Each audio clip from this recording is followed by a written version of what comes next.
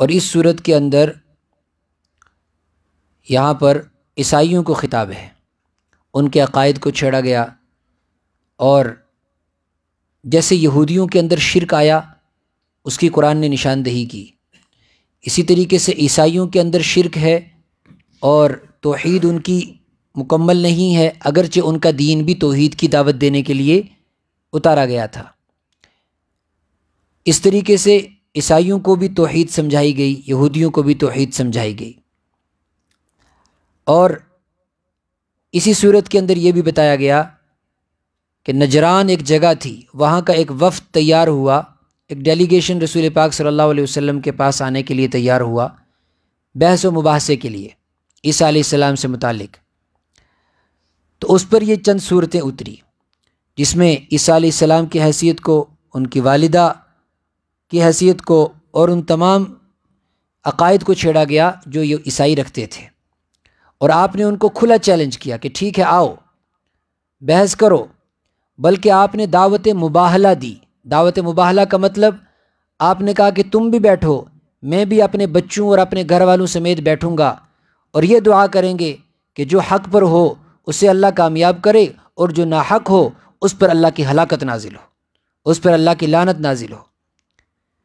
تو مباہلے کی دعوت آپ نے دی، لیکن ان میں اتنی ہمت نہیں ہوئی۔ کیوں؟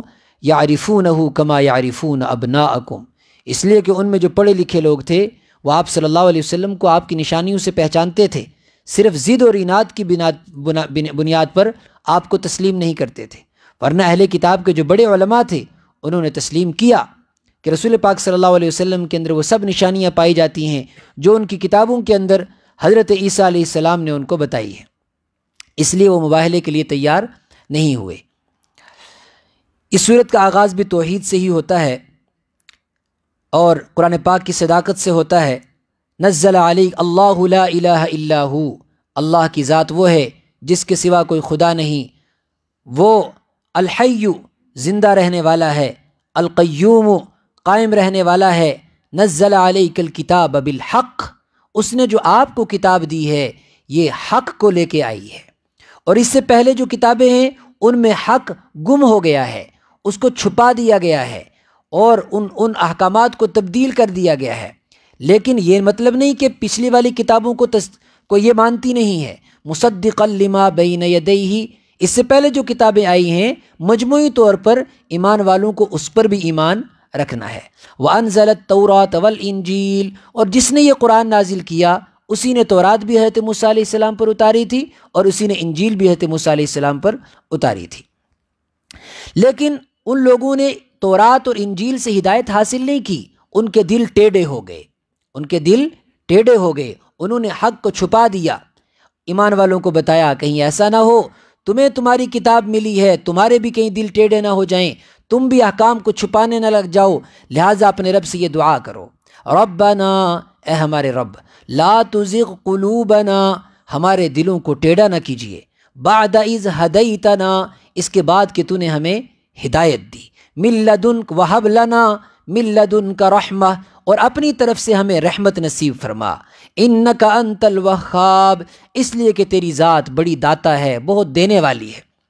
یعنی ایمان کی دولت کی اہمیت کو سمجھا جائے، کچھ پتہ نہیں کہ ایمان کب سلب ہو جائے انسان کے کن جرائم کی بنیاد پر، لہٰذا ہمیشہ ایمان کی استقامت بھی مانگنی چاہیے، یہ اس دعا کا خلاصہ ہے۔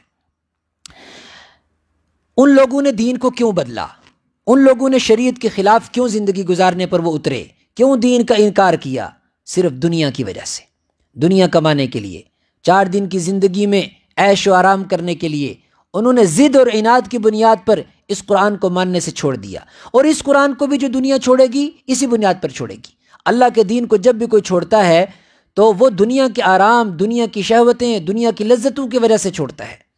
تو فرمایا زُيِّنَ لِلنَّاسِ حُبُّ الشَّهَوَاتِ من النساء والبنين والقناطير المقنطرة من الذهب والفضة والخيل المسومة والأنعام والحرث، ہر زمانے میں انسانوں کو دین سے دور کرنے والی اور بے دین بنانے والی بس یہی چیزیں ہیں۔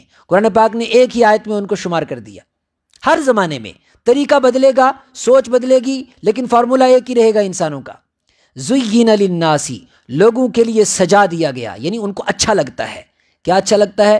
حب الشہواتی، کہ وہ اپنے ڈیزائرز کو پورا کرنا چاہتے ہیں، اپنی خواہشات کو پورا کرنا چاہتے ہیں۔ جو بھی ان کے اندر تمنا ہوتی ہے سوچتے ہیں کہ بس یہ تمنا تو پوری ہو جائے، یہ تمنا ہے تو پوری ہو جائے۔ جو دماغ میں خواہش آتی ہے اس کو حاصل کرنا چاہتے ہیں۔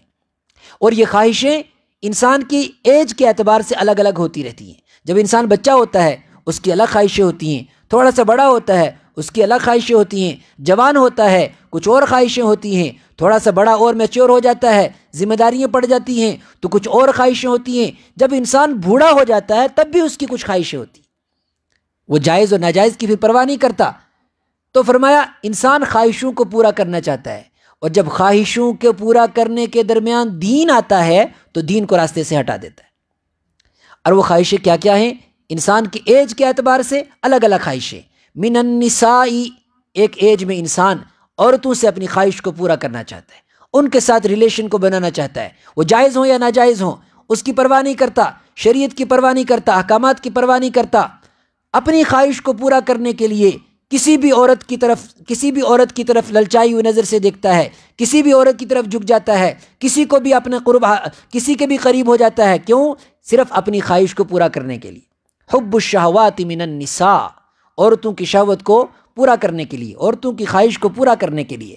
اب اس ریلیشن کے درمیان اگر دین آتا ہے تو وہ اس کو بیچ سے ہٹا دیتا ہے، کہتا ہے دین کی اس میں کیا گنجائش ہے، بیچ میں دین کو کیوں لایا جائے، یہ تو انسان کی ضرورت ہے، یہ تعلق الگ ہے، اور دین ہمارا الگ ہے، نمازوں کا تعلق الگ ہے، سجدوں کا تعلق الگ ہے، یہ ہماری ایک پرسنل لائف ہے۔ لیکن یہی چیز اس کو دین سے دور کر دیتی ہے۔ والبنین، اور ایک سٹیج آتا ہے جہاں اولاد کی خواہش ہوتی ہے، میری اولاد ایسی ہو جائے، میری اولاد ایسی ہو جائے، پھر اس کے لیے حلال حرام سب کچھ پیچھے چھوڑ دیتا ہے، شریعت کے سارے قوانین پیچھے ڈال دیتا ہے۔ اور پھر ایک اور خواہش ہوتی ہے والقناطیر المقنطرۃ من الذهب والفضة، سونے اور چاندی کے ڈھیر جمع کرنا چاہتا ہے، سونے اور چاندی کے ڈھیر جمع کرنا چاہتا ہے، یعنی پیسے کے ڈھیر۔ پیسہ اصل میں کاغذ کا ٹکڑا ہے، پیسہ تو کچھ نہیں ہے، پیسہ اصل میں کیا ہے؟ سونا اور چاندی۔ ہر زمانے کا پیسہ سونا اور چاندی ہوتا ہے، گولڈ ہوتا ہے۔ تو فرمایا وہ سونا چاندی کو یعنی مال کو جمع کرنا چاہتا ہے، کتنی خواہش کرتا ہے مال کی۔